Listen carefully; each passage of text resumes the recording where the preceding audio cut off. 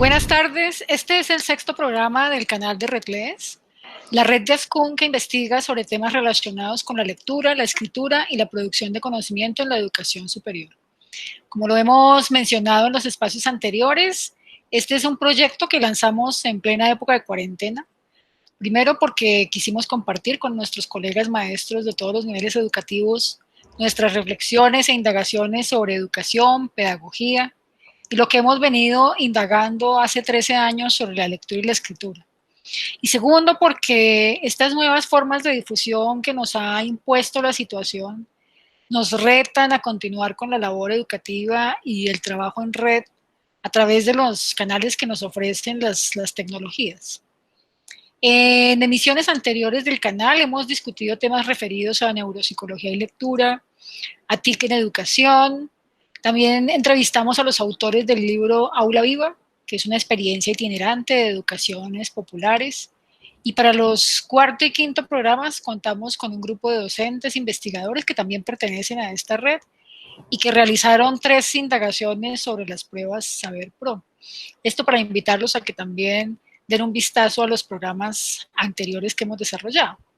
Este sexto programa está dedicado a la escritura en tiempos de confinamiento, porque 2 de nuestros profesores, miembros de esta red, Sandra Uribe y Daniel Montoya, están dentro de los ganadores de la convocatoria Poética del Aislamiento, que se lanzó entre El Espectador, la UFM Estéreo, la Universidad del Quindío, la Red Departamental de Bibliotecas Públicas y la editorial Cuadernos Negros. Esta convocatoria estuvo abierta desde el 23 de abril pasado hasta el 15 de mayo de 2020, en plena cuarentena, y vamos a conversar con estos profesores sobre el concurso y también sobre lo que significan la lectura y la escritura en tiempos de cuarentena. Sandra Uribe Pérez nació en Bogotá en 1972, ella es arquitecta, especialista en entornos virtuales de aprendizaje y magíster en estudios de la cultura con mención en literatura hispanoamericana. Es periodista, editora, correctora de estilo, ha publicado los libros de poesía Uno y Dios en 1996, Catálogo de fantasmas en orden cronológico en 1997, Sola sin tilde del 2003 y una edición bilingüe de esta última, Orthography of Solitude, en el 2008, Círculo del Silencio en el 2012 y Raíces de lo Invisible en el 2018. Algunos de sus poemas han sido incluidos en antologías y en diversas publicaciones periódicas de circulación nacional e internacional.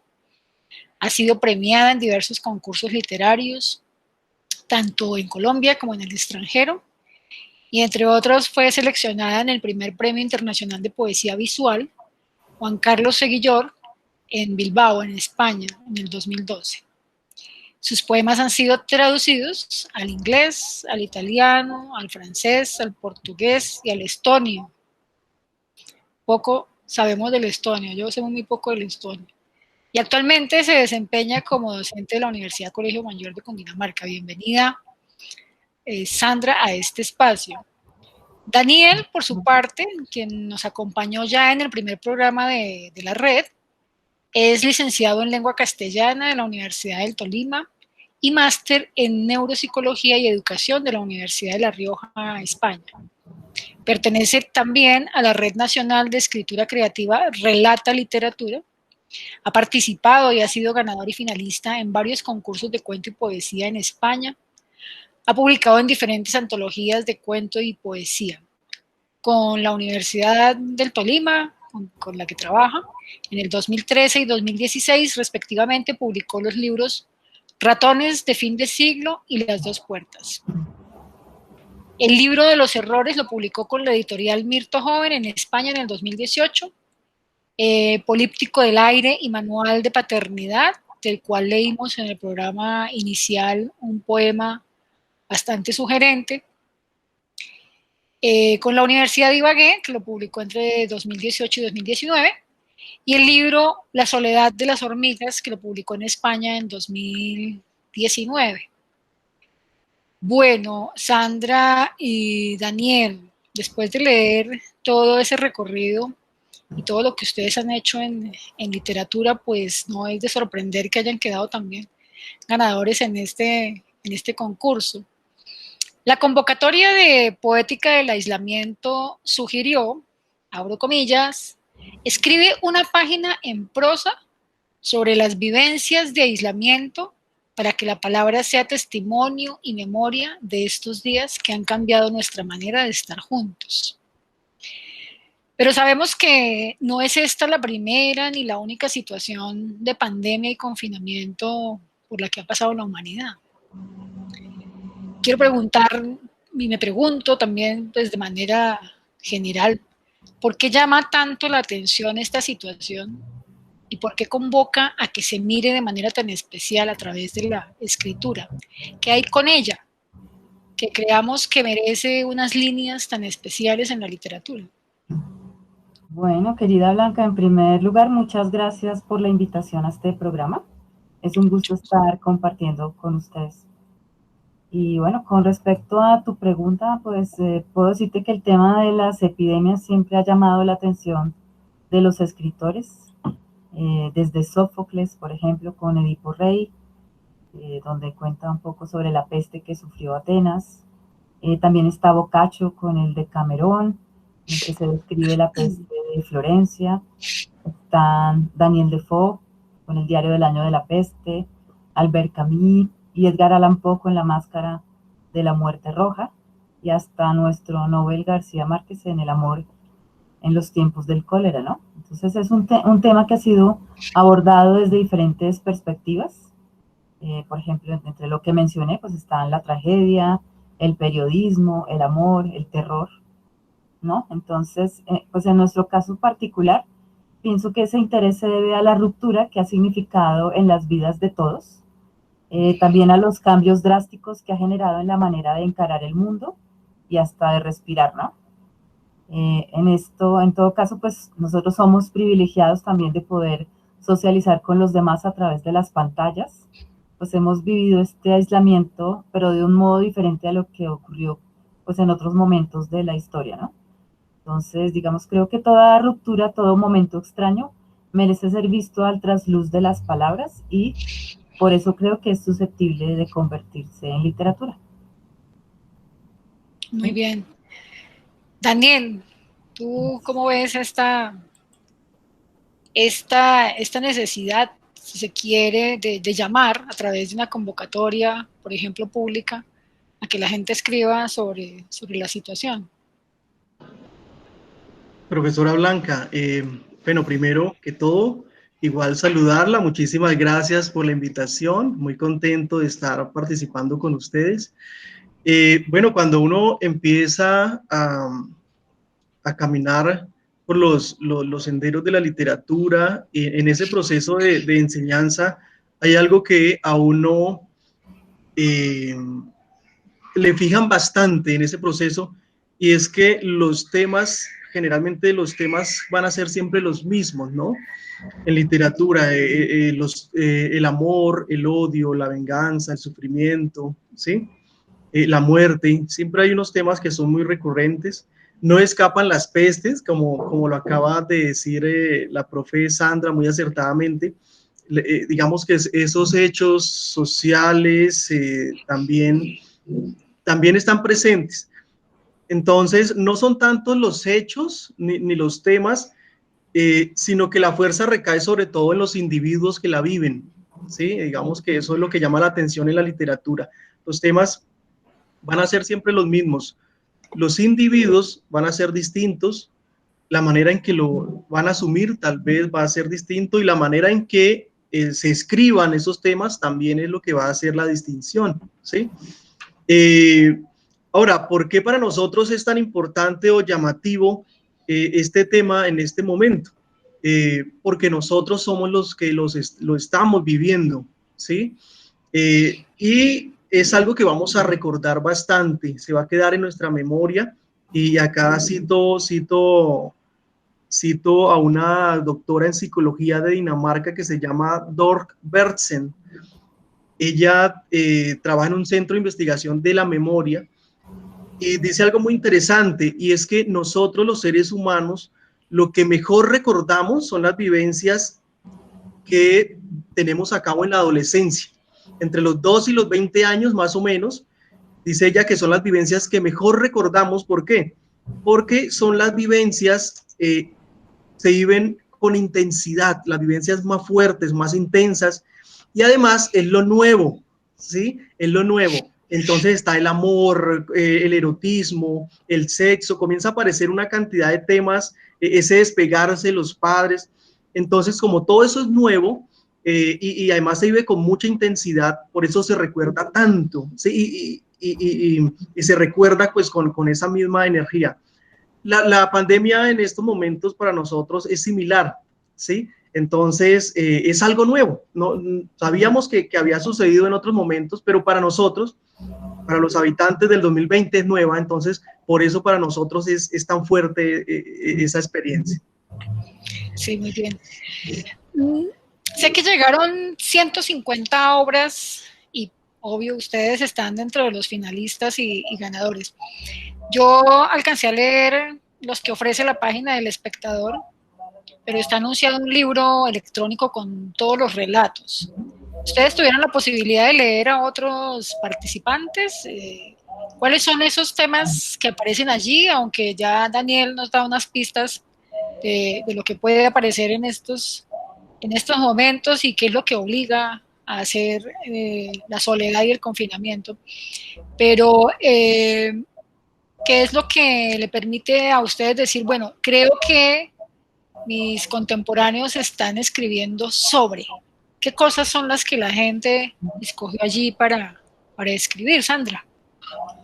Sí, bueno, en mi caso leí también los que se han publicado hasta ahora en El Espectador, no los vi todos, aunque sí conocí pues los títulos de los textos, ¿no? Entonces, es muy interesante ver cómo hay asuntos que están en común con lo que también uno está pensando, la manera como otros escritores ven el encierro. Y pues me pareció que también hay una enorme riqueza en las perspectivas que se presentan, ¿no? Yo pude observar temas como el paso del tiempo, o sea, como el tener que contar los días también, de alguna manera, ¿cierto?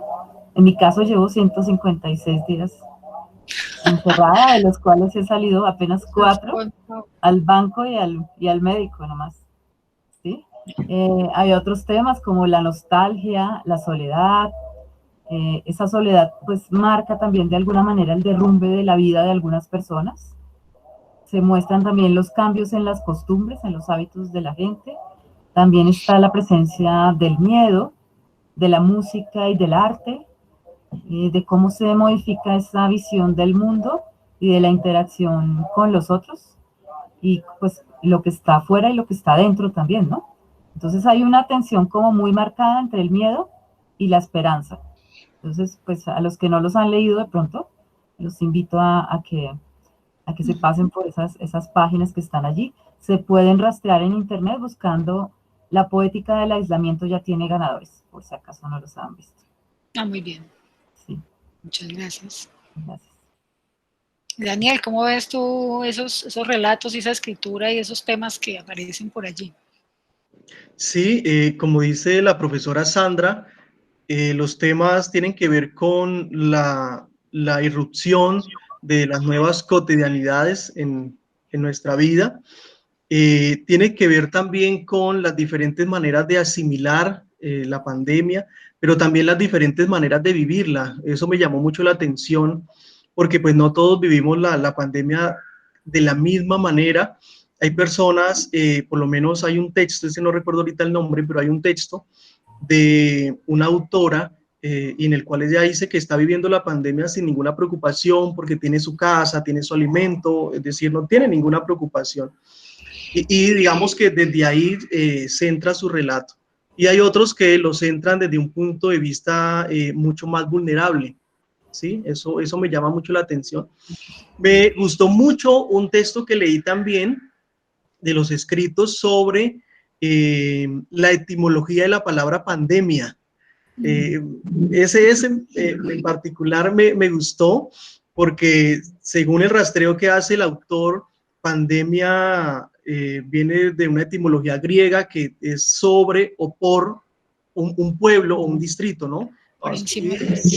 Por encima del pueblo, y sobre todo se usaba mucho también para los visitantes, ¿no? Cuando alguien llegaba a un lugar, entonces se usaba mucho el término pandemia, o cuando alguien llegaba para quedarse también. Y ese término de llegar para quedarse comienza a usarse por allá en los tiempos, según el autor, después de Jesucristo, ¿no? Y entonces se comienza a ver la religión como una pandemia, es decir, algo que llegó para quedarse, en ese término de que llegó para quedarse. Y así hace un rastreo de Platón hasta la actualidad, y ese texto pues es uno de los que yo recomiendo para leer, me gustó bastante. Sí, ahora, pensando en estos nuevos formatos y estas nuevas formas de encontrarse con los escritores, a mí me ha gustado mucho la temporada, porque creo que he tenido más encuentros con los escritores que nunca. Hay muchos espacios, están abriendo muchos canales, los escritores vivos tienen la posibilidad de compartir con sus lectores. Eso me recuerda a la profesora, a Yolanda Reyes, que contaba así de manera de anécdota, que siempre que iba a los talleres de literatura a los colegios, pues no siempre, o alguna vez se encontró con un chico que le manifestó, pues qué bien haberse encontrado con ella, que estaba viva, porque él pensaba que todos los escritores estaban muertos. Y es una anécdota lindísima que claro, ahora me hace pensar, pues más que nunca tenemos ahora los canales y los espacios para escuchar a los escritores. Ustedes evidentemente no son escritores aficionados, con ese recorrido que leímos al comienzo y con todo lo que nos han contado, se nota que son personas que llevan una trayectoria importante cultivando una obra. No obstante, su obra aún, siento yo, está buscándose unos espacios para la difusión y para que la gente los conozca como los escritores consagrados que son, y en eso me honra pues tenerlos en el canal de la red conversando, contando su experiencia. A mi modo de ver, creo que se han abierto, como decía, esos espacios de participación enorme para nuevas figuras en la literatura. No sé si esto es así, si ustedes lo perciben de la misma manera o si es solo mi percepción. Algo que, de ser cierto, creo yo que pone a la literatura y a los escritores en un lugar distinto al que tradicionalmente nos lo habían puesto las editoriales. ¿Cómo ven ustedes esto? Sandrita.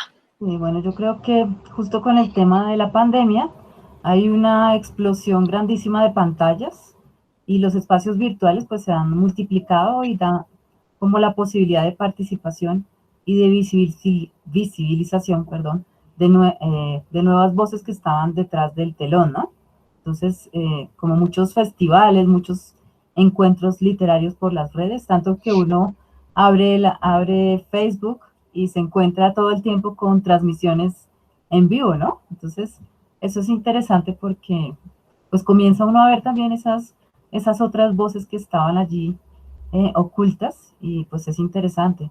También hay como mucha explosión de antologías últimamente, y justamente sobre este tema también del confinamiento, entonces muchas editoriales están abriendo como estos espacios y nuevas convocatorias y concursos, entonces creo que hay un desborde importante de la literatura, y me parece que está bien que se haya logrado pues con este tema de la virtualidad.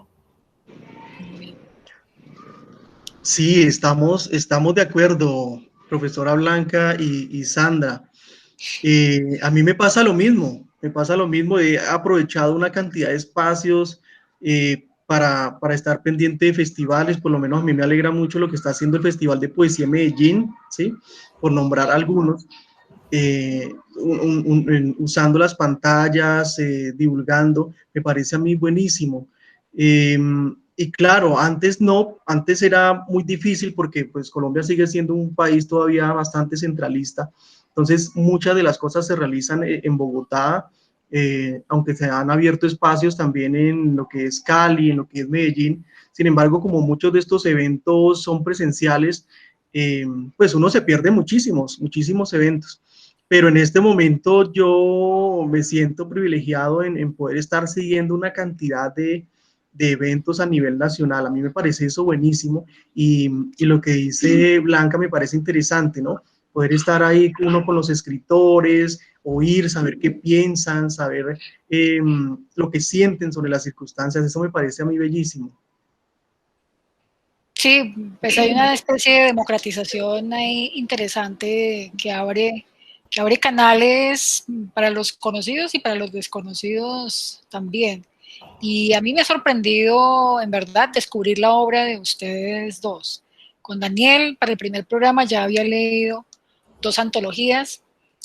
Para la conversación con Sandra, estuve mirando La Casa, que es una publicación muy sentida, intimista. A mí me tocó muchas fibras y también esta manera tan corta de lanzar dardos que es muy eficaz y que llega pues a la razón y al sentimiento de una manera directa, pues ha sido gracias como a esta circunstancia. De otra manera, poco llegaría uno a esas obras. Y ya hablando concretamente de lo que ustedes mismos escriben, ¿cómo definen cada uno de ustedes su obra? ¿Quiénes son además esos grandes referentes de la poesía para ustedes? Esos escritores que casi siempre todo escritor consagrado dice que le debe impulsos, le debe enseñanzas, tips de creatividad, algunos trucos. ¿Cómo definen entonces ustedes su obra y quiénes son esos grandes maestros de la poesía para ustedes? Sandra. Sí, bueno, yo diría que mi obra es como una búsqueda obsesiva por el silencio, también como esa reflexión entre el silencio y el lenguaje, por la brevedad y por la levedad, un poco discípula o muy influenciada por las propuestas de Italo Calvino, ¿no? Sus propuestas del milenio. Creo que entre otras cosas también me he preocupado mucho por la vida cotidiana, como por llegar a la minucia, al detalle y a la esencia de cada cosa que me rodea, y por hurgar en ese mundo íntimo, secreto y a veces invisible en el que habitamos. De pronto por eso tuviste en el libro La Casa, publicado por la Universidad Externado de Colombia, ese intimismo, ¿no? Que está ahí como latente. Entonces, digamos, en ese sentido me siento identificada con muchos autores, muchos son latinoamericanos, en su mayoría, entre ellos puedo mencionar a Octavio Paz, Alejandra Pizarnik, a Vicente Huidobro, a César Vallejo, Blanca Varela, Julio Cortázar y Borges. De aquí de Colombia, por supuesto, Aurelio Arturo. Pues con base en su obra hice mi tesis de maestría en Ecuador, entonces creo que me marcó muchísimo también haber abordado esos temas que él planteaba. Y de fuera de estas latitudes, digamos que están el griego Constantino Cavafis también, y Federico García Lorca, entre otros. Así, en síntesis. Muy bien.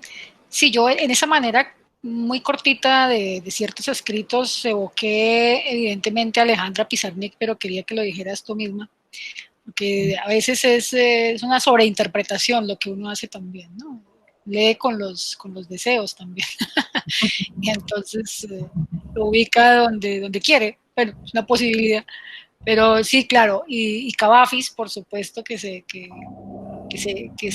siente también una identificación con ese poeta extraño.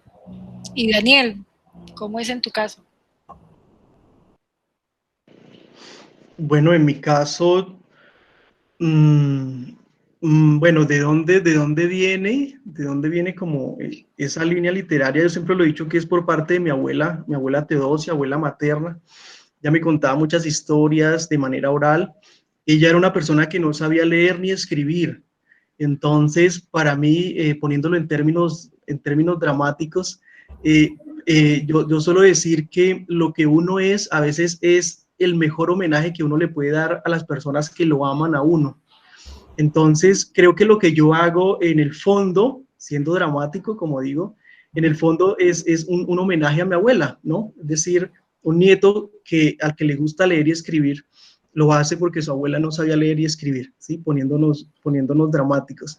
Y me gusta verlo de esa manera. Desde luego que cuando uno comienza a trasegar por la literatura, es muchísimo lo que uno tiene que leer porque uno tiene que conocer la tradición, ¿no? Entonces, es bastante, es amplio el camino. Las lecturas que más me han marcado y los autores, en un primer lugar me marcaron mucho los surrealistas. Me encanta la poesía surrealista, todo lo que hizo Bretón, Luis Aragón, me encanta. Y más recientemente, me ha gustado muchísimo el descubrimiento que hice de unos poetas que trabajan mucho el humor en la poesía. ¿Por qué? Porque la poesía colombiana generalmente es de una línea muy seria, ¿sí? Entonces el humor como que se ve a veces hasta mal, ¿no? Como que si usted hace humor en poesía, como que eso no está muy bien. Y descubrí a unos autores que comenzaron a hacer humor, por ejemplo, Nelson Romero Guzmán, un poeta acá del Tolima, Rómulo Bustos Aguirre, y un poeta costarricense que se llama José María Sonta Arias. Me encanta cómo hacen humor, casi que rayan en el chiste porque hay que arriesgar bastante. Entonces, hay poemas que quizás rayan en el chiste, pero hay otros que logran unas cosas maravillosas. Entonces, esa línea del humor a mí me gusta bastante, ¿sí? También esa línea de la poesía que tiene que ver con la contemplación de la naturaleza, de la flora, los insectos, los animales, el ambiente. Esa línea contemplativa también me gusta muchísimo a mí en la poesía. Sí, tanto en el manual de paternidad como en el relato que está dentro de los ganadores de la convocatoria, siento también una gran posibilidad de hacer de lo cotidiano una cosa extraordinaria, ¿no? Porque tanto el manual de paternidad, que es toda la relación pues con el hijo en diferentes situaciones, como la que leímos en ese momento, el miedo también, por supuesto a los papás todo el tiempo nos llega, y la del relato ganador que vamos a leer ahorita, me parece a mí que son unas maneras extraordinarias de sacar lo cotidiano y volverlo una pieza magnífica. Yo sí les confieso que descubrí bastante temprano que era incapaz de cometer poesía. Y por eso soy tan buena lectora, yo creo, de poetas, porque soy incapaz de algo así.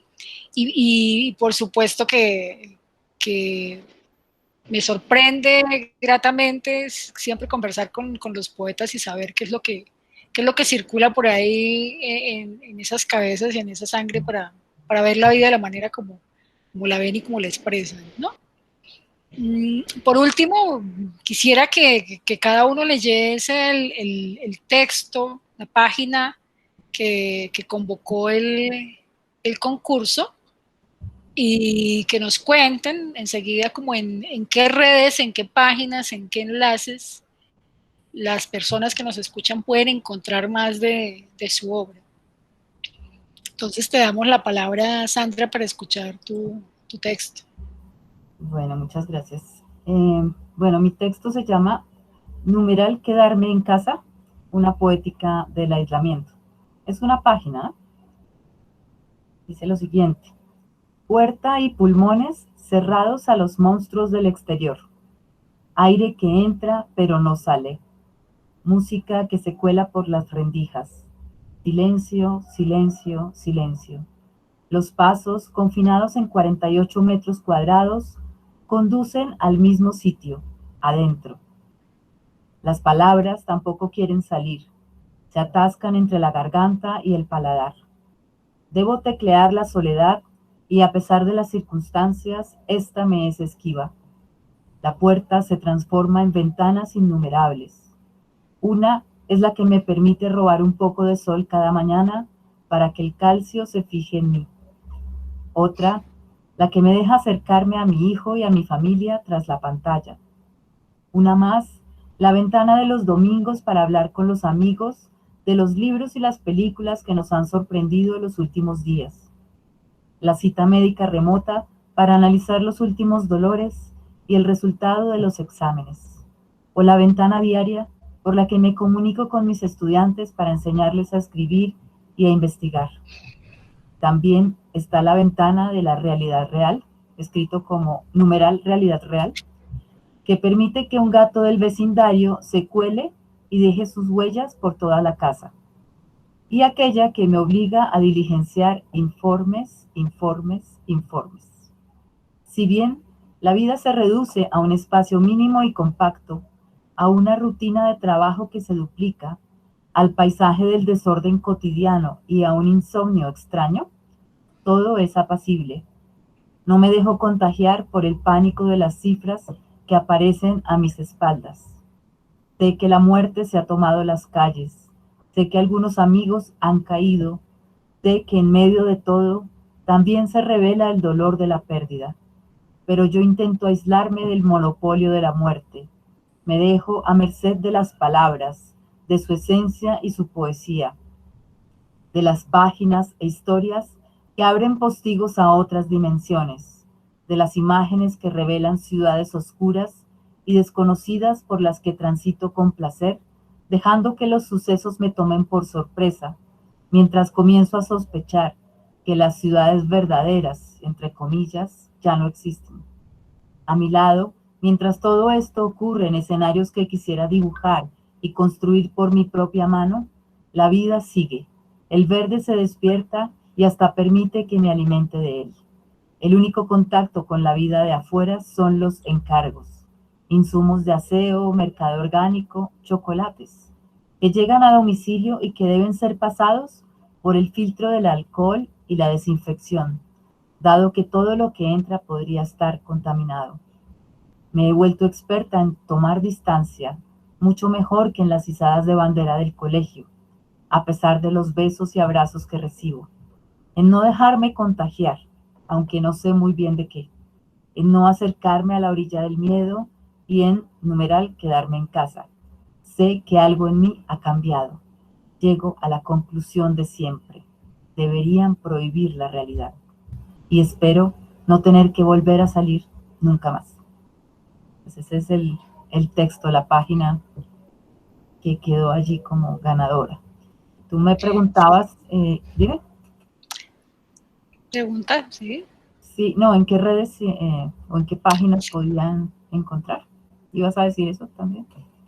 Sí, a preguntarte entonces dónde le podemos rastrear también su obra. Ah, bueno, sí, pues yo tengo un blog en WordPress que se llama sandrauribeperez.wordpress.com. Entonces allí pueden buscar algunos de mis textos, poesía, cosas de periodismo, narrativa, bueno, de todo un poquito. O también me pueden seguir en Instagram en @sauripez. Sauripez la primera con S y la última con Z. Y para los que quieran leer el libro, de pronto el de la Universidad Externado de Colombia, el de la casa, lo pueden buscar en la página de internet, eh, rastreando la página Un libro por centavos, y es el número 151 de la colección. Muy bien. Sí, están apareciendo ahí en el canal también esos datos para que no los pierdan. Y claro que, y supongo que Daniel está de acuerdo conmigo, quienes nos escuchan, que en ese relato de una página logramos ver mucho de lo que tú decías sobre tu obra, ¿no? Esa búsqueda permanente del silencio y esos reencuentros a veces forzados, pues, con el uno mismo, al que permanentemente vamos. Me gustan mucho ciertas imágenes que nos hacen soltar sonrisas. No es un texto que, a pesar de estar escrito en una circunstancia, en un momento, no tiene el peso de la misma circunstancia del momento, sino que también tiene unas cosas muy livianas que nos evocan otras cosas y nos sacan sonrisas, y eso es muy valioso en una obra, por supuesto. Daniel, escuchamos el tuyo entonces, y también dónde te podemos encontrar en las redes. Muchas gracias, Sandra. Felicitaciones, porque por supuesto que uno entiende entonces por qué están ustedes dentro de los ganadores. Son textos muy buenos, muy afortunados. Gracias. Del texto de Sandra me gusta mucho la metáfora de las ventanas. Las ventanas es lo único que le queda para asomarse al mundo, ¿no? Entonces está la ventana del televisor, la ventana de Zoom o de las reuniones virtuales. Hay una cantidad de metáforas ahí bonitas con las ventanas. Bueno, mi texto se titula El supermercado. Este texto lo escribí teniendo en cuenta las primeras veces en que fui seriamente a hacer mercado, porque generalmente yo acompañaba a mi esposa. Yo lo que hacía es entretener a los niños, me ponía a jugar con los niños, o cuando íbamos solamente los dos, yo lo único que hacía era cargar el carrito. Y mientras mi esposa iba comparando los precios, mirando allí, mirando acá, yo cargaba el carrito y de hecho era un espacio que aprovechaba para dejar volar la imaginación y me quedaba pensando, imaginando cosas que iba a escribir o que quizás estaba escribiendo, y ahí iba caminando por todo el supermercado. Pero cuando pues ya me tocó ir a mirar los precios y esas cosas, me costó realmente bastante. Se titula El supermercado. Hubo un tiempo remoto y feliz en que mi único propósito en el supermercado era empujar el carrito, nada más. Mi único sentido de trascendencia consistía en aplicar al carrito, el bendito carrito, la fuerza necesaria y dosificada para que rodara por los pasillos con su sonido metálico y su blindaje reacio a las tensiones humanas, nada más. Mi único desvelo, no chocar contra los estantes ni los carteles promocionales, no romper ningún producto, mayormente en la sección de licores, no golpear las nalgas siliconadas de las señoras y sobre todas las cosas, no dejarlo solo, no dejarlo ir sin mí, porque estos carritos, al igual que los peces de acuario, buscan desesperadamente la puerta, pero nunca salen del supermercado. Nunca sabrán que hay otra vida donde pueden ser quizá más necesarios o más inútiles. En ese tiempo dichoso, mi esposa se hacía cargo, qué bella expresión, se hacía cargo mentalmente de la lista de productos, de saber dónde encontrarlos, qué preguntar a los mercaderistas, de comparar los precios, de comparar los gramos y los litros, de comparar las marcas, los sabores, las texturas, los olores. Se hacía cargo hasta de comparar el espacio que ocuparían en la alacena. En ningún otro lugar de la tierra se compara tanto como en un supermercado, ni siquiera en las iglesias, ni siquiera en los baños militares, ni siquiera en los espejos, ni en las páginas de Excel. Ahora, por el COVID-19, debo parecer un hombre contemporáneo y multifacético, debo empujar el carrito y encargarme con mis propios ojos y mi corto juicio de las comparaciones. Yo, que no distingo entre una sotana y Satanás, yo que ahora debo perderme en el laberinto de las estanterías, yo que ahora sé que no hay lugar más solitario que un pasillo de supermercado con precios inalcanzables, yo que no sabía que el día del juicio final se revelaría en el acto ordinario de llevar a casa el artículo equivocado o la cantidad imprecisa, y como un menguado carnívoro regresar a la pradera y devolverle al río el cuerpo muerto del venado. Ahora no se abre ante mí al final de un pasillo, como en otras ocasiones, la dirección en la que yo me veía allá a lo lejos con 10 años, acompañando a papá a hacer mercado. En esos días, un tiempo más que suficiente para la contemplación, yo me quedaba lelo mirándome a mí mismo con ternura y admiración. Miraba o recordaba, por ejemplo, que en la plaza no había carritos de metal y debíamos cargar las bolsas en el hombro por largos trayectos. A mí se me desollaban los dedos y los hombros, pero no me quejaba. A veces papá pagaba por unos carritos humanos, unos hombres flacos, desgreñados y sucios, algunos de mi edad, que levantaban las bolsas como si solo llevaran algodón. ¿Qué será de esos carritos humanos? ¿Ya se habrán oxidado? ¿Seguirán atrapados en la pecera sin saber que hay otra vida donde pueden ser quizá más necesarios o más inútiles? Ya no tengo tiempo para cruzar por el pasillo oscuro del supermercado donde me veo allá en el fondo con mi papá. No, ya no tengo tiempo para eso. Debo comenzar el interminable castigo, ejecutar una y otra vez el rito de las comparaciones. Muchas gracias, Daniel. Gracias. Fíjense que todo este tiempo ha dado para que personajes como el carrito del supermercado, el frasco del desinfectante, tengan un lugar en la literatura. Eso es también muy particular, muy especial. Pues muchísimas gracias por habernos acompañado.